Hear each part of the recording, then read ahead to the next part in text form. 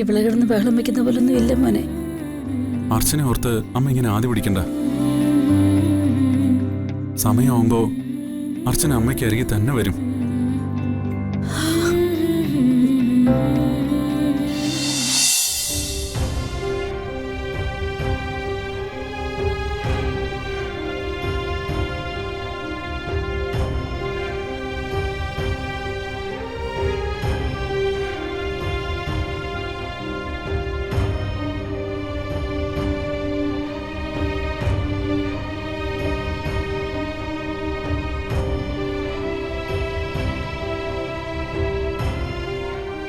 എന്റെ ദൈവമേ, കണ്ണടയുമ്പോ എന്റെ മോളെ ഒന്ന് കാണാനുള്ള ഭാഗ്യമെങ്കിലും എനിക്ക് തരണേ.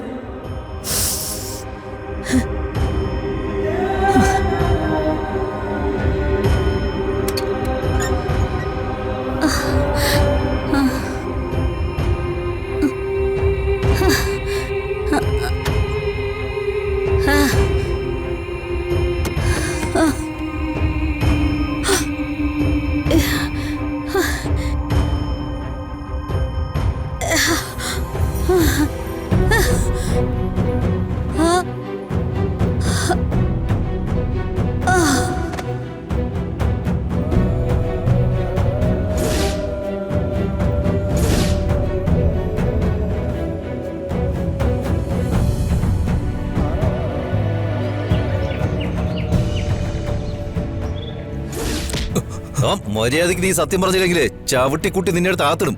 പറടാ, ആ കുഞ്ഞിനെ കുറിച്ച് നിനക്ക് എന്തൊക്കെ അറിയാം? ഞാൻ പറഞ്ഞ സത്യം, എനിക്ക് അതിനെക്കുറിച്ച് കൂടുതലൊന്നും അറിയില്ല. മുരുകൻ അങ്ങനെ ഒരു കുഞ്ഞിനെ കിട്ടില്ലെന്നാണോ നീ പറയുന്നത്? നിനക്കിതിനകത്തുനിന്ന് ജീവനോടെ പോണെങ്കിലേ സത്യം പറഞ്ഞേ പറ്റൂ.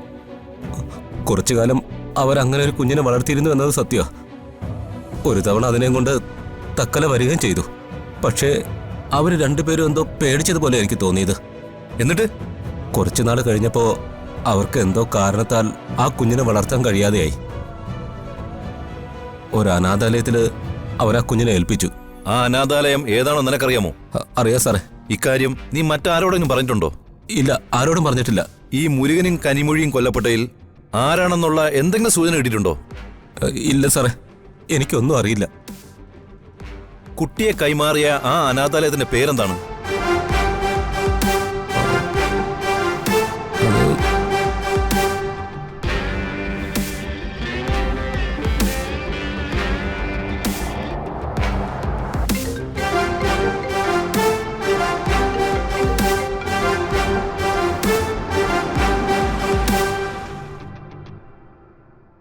ആ, എന്താ സ്നേഹമോളെ?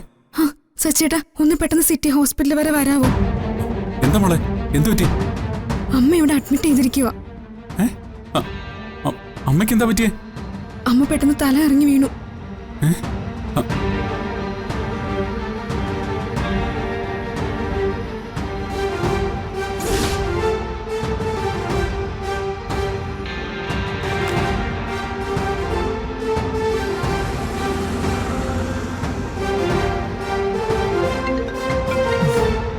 ഹലോ ആയിഷ ചേച്ചി, ഞാൻ അനഘയ.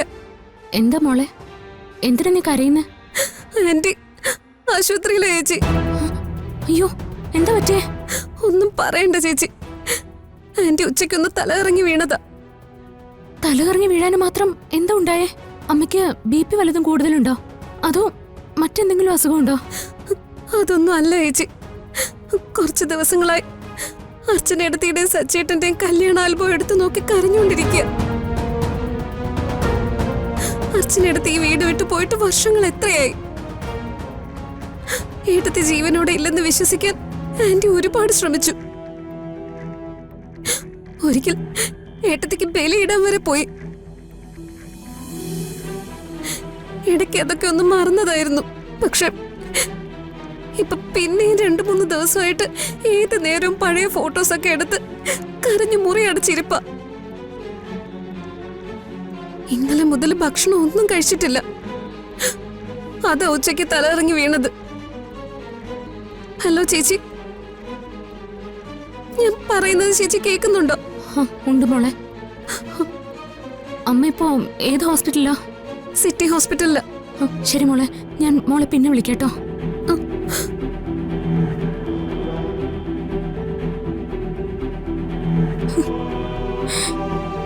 എന്നോട് ക്ഷമിക്കമ്മ. എന്നെ ഓർത്ത് അമ്മ ഇത്രയ്ക്ക് ഉരുകയായിരുന്നു എന്ന് എനിക്കറിയില്ലായിരുന്നു.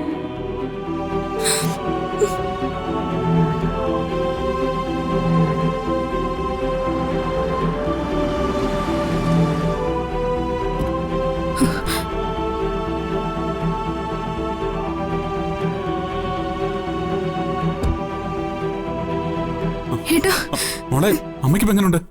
ഇപ്പൊ കുഴപ്പമൊന്നുമില്ല. പക്ഷെ ഞങ്ങൾ ആകെ പേടിച്ചു പോയി. ഏട്ടാ വാ.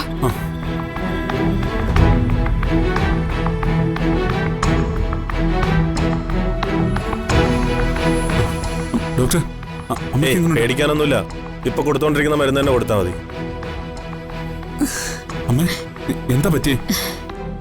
ഒന്നുമില്ല മോനെ, ഒന്ന് തലകറങ്ങി വീണതാ.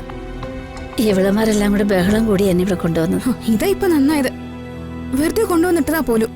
ഞങ്ങൾ ചെന്ന് നോക്കുമ്പോ മുറിയിൽ ബോധം കെട്ട് കിടക്കുമായിരുന്നു. അയ്യോ, വിളിച്ചിട്ട് കണ്ണും തുറക്കുന്നില്ല, ബോധവുമില്ല. ഇവിടെ കൊണ്ടുവന്നപ്പോഴല്ലേ കാര്യം മനസ്സിലായേ. പ്രഷർ കൂടി തല കറങ്ങി വീണതാ. അമ്മ ബിപിയുടെ മരുന്ന് കഴിക്കുന്നില്ലേ? എന്റെ പൊന്നേട്ടാ, ഇതൊന്നും അല്ല കാര്യം. രാവിലെ ഏട്ടൻ കണ്ടില്ലായിരുന്നോ ആ കല്യാണ ആൽബം നോക്കിയിരിക്കുന്നത്?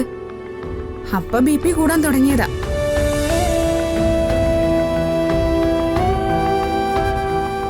പെട്ടെന്ന് BP ഷൂട്ടപ്പ് ആയെന്ന് ഡോക്ടർ പറഞ്ഞു. ആവശ്യമില്ലാത്ത ഓരോ കാര്യങ്ങൾ ഓർത്ത് അമ്മ ഈയിടെ വല്ലാതെ സങ്കടപ്പെടുന്നുണ്ട്. ഇങ്ങനെയാണെങ്കിൽ മിക്കവാറും അധികം സങ്കടപ്പെടേണ്ടി വരില്ല. ദേ, വെറുതെ ആദ്യം എടുത്ത് വല്ലതും വരുത്തി വെച്ചാലുണ്ടല്ലോ, അമ്മയാണെന്നോ ഞങ്ങൾ നോക്കില്ല. പറഞ്ഞേക്കാം. നിങ്ങൾ എന്തൊക്കെ പറഞ്ഞാലും എനിക്കെന്റെ മോളെ മറക്കാൻ പറ്റും. മറക്കണമെന്നൊന്നും ആരും പറഞ്ഞില്ല.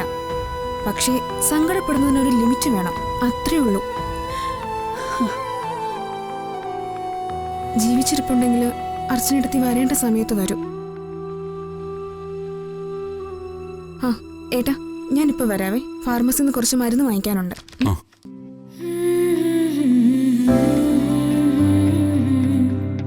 ഇവളെ കിടന്ന് ബഹളം വെക്കുന്ന പോലൊന്നും ഇല്ല മോനെ. അർച്ചനെ ഓർത്ത് അമ്മ ഇങ്ങനെ ആദ്യ പിടിക്കണ്ട. സമയമാവുമ്പോ അർച്ചന അമ്മയ്ക്ക് അരികെ തന്നെ വരും.